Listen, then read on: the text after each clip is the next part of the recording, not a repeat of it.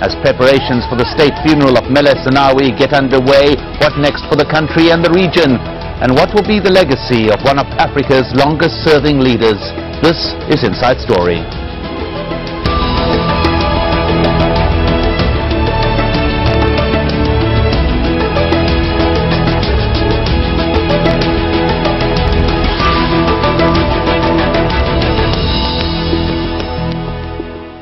Hello and welcome, I'm Mike Hanna.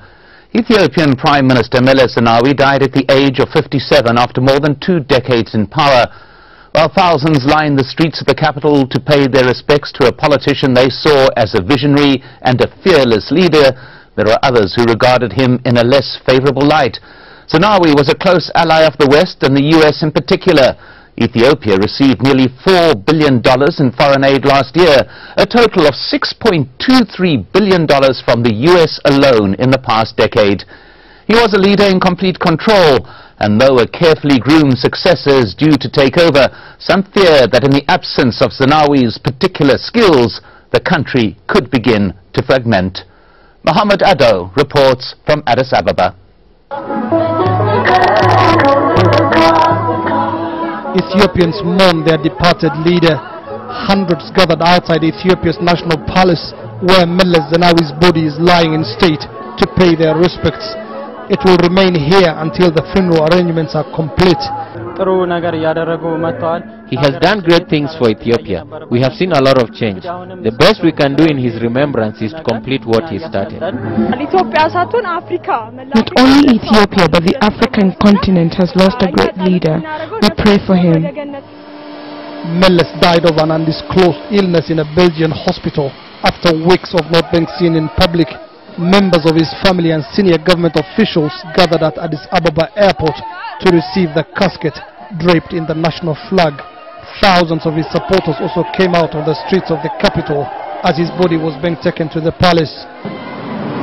Meles Zenawi has been praised for bringing development and economic growth to one of Africa's poorest nations, but his critics say they came at the cost of respect for democracy and human rights in Ethiopia.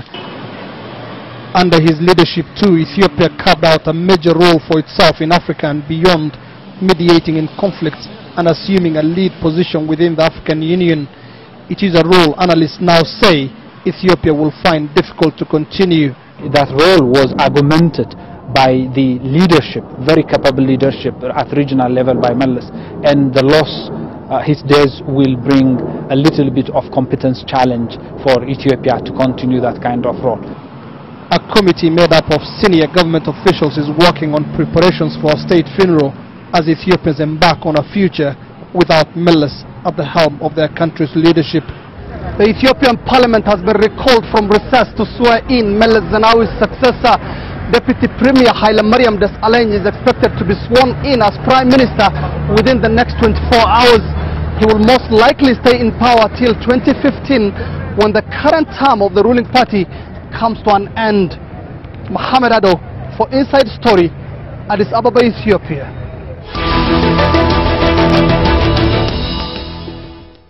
Meles Zenawi was a towering political figure who shaped modern Ethiopia, but the legacy he leaves behind is being hotly debated.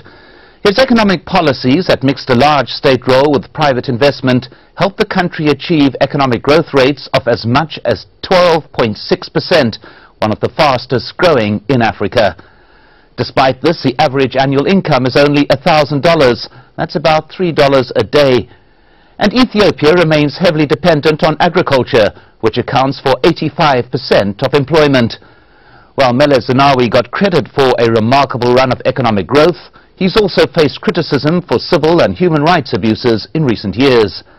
Ethiopia is ranked 174th out of 187 countries in the United Nations Development Programme's 2011 index, which measures life expectancy, education and living standards. Human rights groups have condemned a system in which political opposition and media have been stifled. Repression codified in 2009 by legislation that led to dozens of opposition figures being arrested and numerous journalists charged. Opposition members also accused Meles Zenawi of rigging the 2005 election. In subsequent demonstrations, at least 200 people were killed by army and police forces, and leaders of the opposition group that successfully contested the election were sentenced to life imprisonment on treason charges. So, will there be a leadership crisis in Ethiopia after Zenawi's death? To answer this question, we're joined by our guests. In Washington, D.C., David Shinn, former U.S. ambassador to Ethiopia between 1996 and 1999. And in New York, Jawar Mohammed, researcher at Columbia University and political commentator on Ethiopian affairs. Welcome to you both, gentlemen. Let's begin with David Shinn. Is stability in Ethiopia guaranteed by this planned succession? Of course, nothing is ever guaranteed, but frankly, I'm optimistic that there will not be a leadership crisis. There is a little bit of ambiguity in the Constitution that allows for a leadership change. It's not entirely clear what the role of the Deputy Prime Minister is, although that individual has now been elevated to the position of acting head of government. But where it goes from here is a little bit unclear. I'm convinced, however, that since Meles apparently knew well in advance of his death that he was ill and would not be able to complete his term, that he has made plans for some kind of a reasonable, stable succession. And I believe that will take place. Well, certainly. New York, that Deputy Prime Minister referred to, Haile Mariam Desalegn, was brought in by Zenawi as an advisor a long time ago. He's been groomed as Deputy Prime Minister, Foreign Minister. So it does look as though preparation has been made for the succession. Do you think that this preparation is enough? I also do hope that there will be no crisis that will lead to instability in the country. However, it's not really clear whether whether Haile Mariam will have the full authority of the Prime Minister. He is trying to fit into a big shoe that was left by a man who ruled the country for 21 years as an authoritarian, as a very skilled politician. He outmaneuvered most of his opponents, both within the party and outside the party. Haile Mariam lacks the experience, and he also lacks the political base to maintain that kind of discipline and that kind of order within the party. He comes from a small marginal group in the south. His experience is very brief, only 2 years at the federal government, and most importantly, the country's military establishment, the security, the bureaucracy, the economy is controlled by the power elites, the Tigrayans. They will definitely undermine his authority, and I cannot imagine a junior minister filling Meles's post. That's one. The second is, I think he is a temporary appointment, and behind him there is going to be a huge power struggle within the Tigrayan factions, and that power struggle could threaten his power as well as the stability of the ruling party. Well, let's go now to Nairobi, where we are joined by Farah Abdulsamed. He's a specialist on the Horn of Africa at Chatham House. Welcome to you. The question, is there likely to be a political vacuum even though there is a chosen successor in place?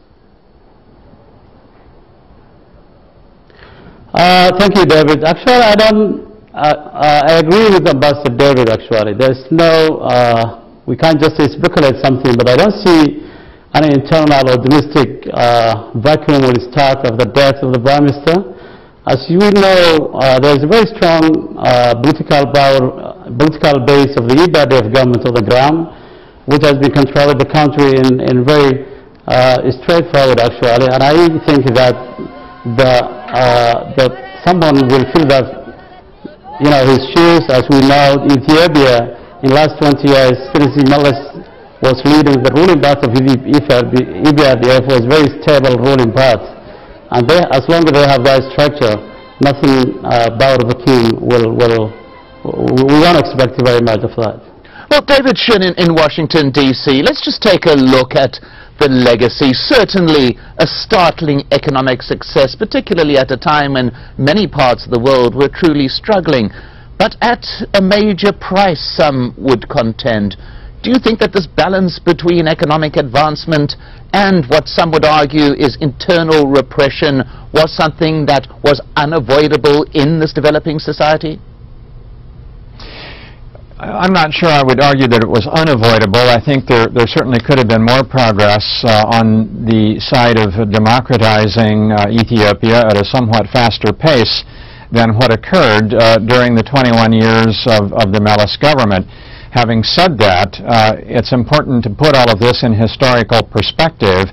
Ethiopia has been an authoritarian-run country for more than 2,000 years.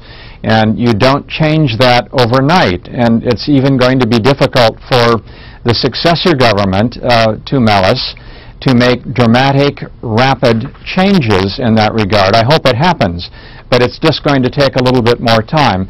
There is one other component, though, to, I think, the Meles legacy that was not mentioned, and that is his role in the region and his role in Africa. And that side of it, I think, is very positive. Yes, indeed, and that is something that I do want to get to later on in this discussion. But Jawar Mohammed, that issue remaining with the specific legacy, that ability to attempt to balance economic advancement, a development of a country arising out of a truly brutal and dangerous civil war, but at the same time having to keep control, as it were. Do you think that now, in this very brief hindsight, this was achieved, or was it only done at the expense of that increase in democratic process? I think Meles really missed a great opportunity to transform the country from its authoritarian tradition to a democracy. Remember, when he came to power, the polarized world ended and the Cold War ended. There was a great support within the international community for democratization. Within Ethiopia itself, after 17 years of civil war, the population was ready to close that chapter and move on to towards reconciliation, towards inclusive politics. And also, Meles did not face much of insurgency like his predecessors. A lot of people gave him an opportunity, but he did not see that opportunity. And instead, what he did was he reversed even some of the early gains, such as federalism and other opening, by concentrating power at the hand of a single ethnic group. Also by reversing the opening in the press in the democratic progress.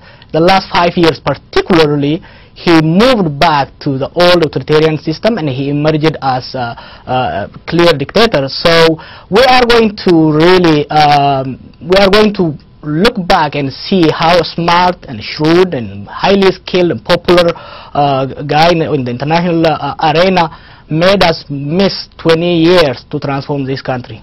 Well, Farah Abdulsamed in Nairobi, your view, was there an opportunity missed? Well, I don't see, actually. I differ with the speaker in the other corner.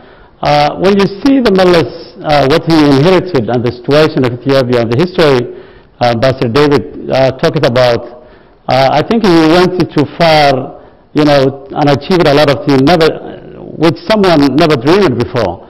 We're talking about 2,000 or more than that autocratic system, which the previous regimes of the military and the empire of Haile Selassie never even talk the word of the Democrats. And the way he came that 20 years, I can say that yes, there's challenges. And I don't agree with Jawar, because there was opposing forces against him. Always there's a challenge in the neighboring country, not only the internal factors, because as you know, Ethiopia is surrounded so many, volatile regions. Somalia was there, Sudan was there. Other regions was there always, and Eritrea just most recently. And I say Meles, what he achieved, and the culture of the Ethiopians, and the transformation of the concept of Ethiopianism itself, and the way he transformed equal ethnic nationalities which never dreamed to live together. Well, Jawar Mohammed, I want to get to that point that was raised a little bit earlier, and that is the regional role that was played by Zenawi. We heard mention of his immense position that happened in those talks between Sudan and South Sudan. Absolutely critical part of getting that peace process in place. What is going to happen now to these type of processes in the absence of such a powerful figure?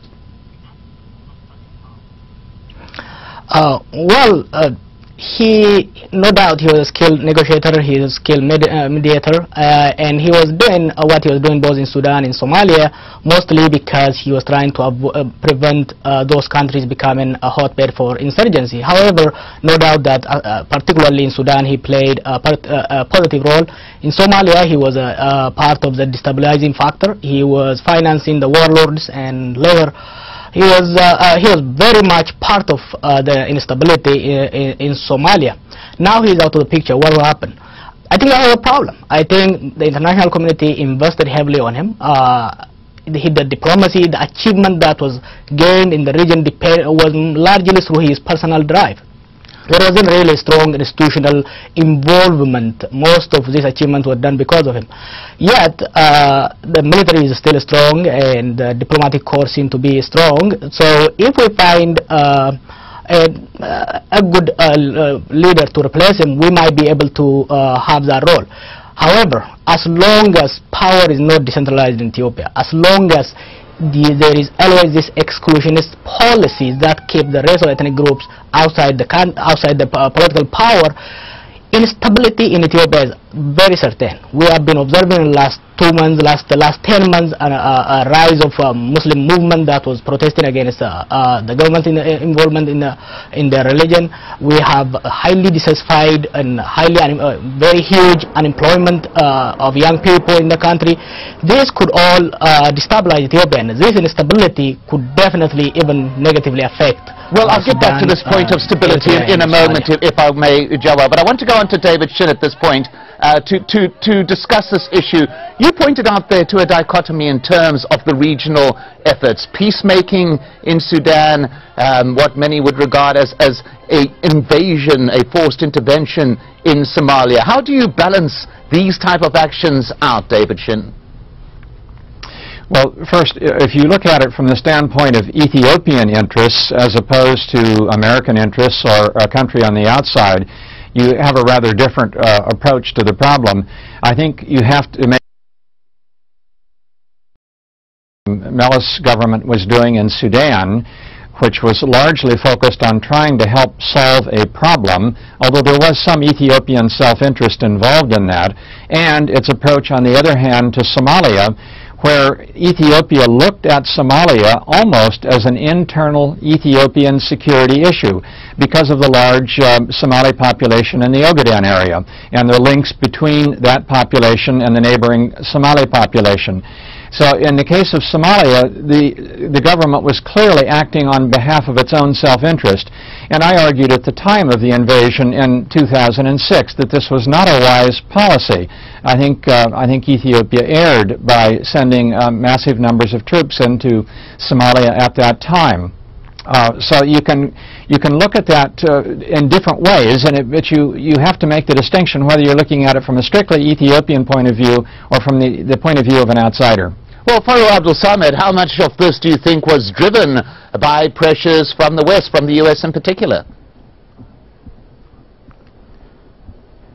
Well, it could be some, but if you look the other way also around, what the Ethiopian and Meles doing currently in the last 20 years was more on national security interest. If you look Somalia, is more dependent on some internal security of the country, where you have a cross-border insurgents which can cross to the country, insurgents of Islamist insurgency, and most recently Al-Shabaab and the predecessor of the Al-Ittihad al-Islami, which has been always was a threat to the national security of Ethiopia. On Sudan side, I think he developed more on building trust between the both Sudanese and also helping the new southern Sudan to stand its feet. And if you look at the way the Ethiopian army played a big role on stabilizing southern Sudan and training or mediating or actually acting in the middle way between the South Sudan. None other country will do that. And that was, in a way you can say, is outside of its interest, but in a way I can argue that was part of the national security. David Shinn, I want you to pick up on something that was mentioned a little bit earlier, and that is within Ethiopia, returning there away from the region itself, those differences, those divisions that a very powerful leader like Zenawi was able to contain? Is there not the danger that these divisions, these fault lines within Ethiopian society could now begin to crack wide open? That danger exists. There also may be an opportunity here. And the opportunity is that if the successor government does open up the system more to allow some of these differences to be expressed more publicly and more openly and in the political marketplace, you frankly might be able to diffuse some of this pent-up feeling. Now that's the optimistic scenario, and I could be wrong on that, but I think that is the best way out of the dilemma. If you continue to repress these elements, then I think you are going to have a serious problem down the road. Well, Farah Abdulsamed, which way do you think the successor government is going to go? Repression?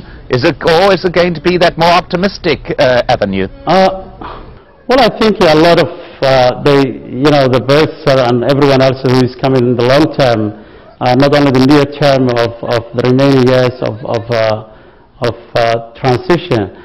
But I think everyone has to learn a lot of history. The Ethiopian government now, particularly the ruling party, has a long experience and history of the region, of the country, and has been very intimate with the Ethiopian public at large. I think they can learn a lot of things. They can transform these things and the remaining thing. But if I go back to one of the legacy Meles Ethiopia has left in this country is a lot of things which is very hardly actually to find another leader from the ruling party to fit his shoes. We know what he has done in the international community, and if you look and what he has done in Ethiopia, the way the Ethiopian has started the policy of ethnic nationalities, and how he always reformed the way of the governing and keeping Ethiopia together, which is very mosaic and very, very volatile, unfriendly nation is, if you look back the history, how the insurgents and rebellion was used to. And if you look the current Prime Minister, the deputy Prime Minister who is soon to take over the place is a professor who has been long time with the ruling party, from the regional government to the national to the foreign policy. And I think he is very, very competent to fill their shoes.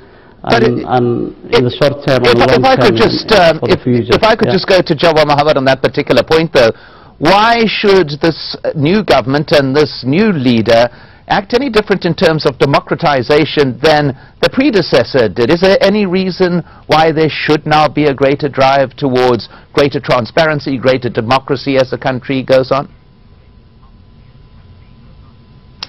There is a growing build-up of tension in the country. There is the majority of the people feel they are excluded. The elite feel they are excluded from the power. The majority of people feel that they are not beneficiaries of that trickle down from the said economic growth. As you know, the economy has been growing, but most of this economy has been stifled by the ruling party's corporation, which has dominated the economy in every sector for the last 20 years. So there is huge economic problem right now. The living cost in urban area is unbearable.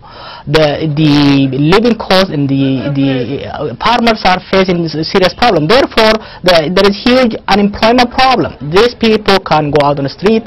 That's one. Second, the elites have kept the rest of the population outside there. True that there is some sort of coalition. However, it is very clear, out of the whole command of the military, only one general is non-Tigrayan.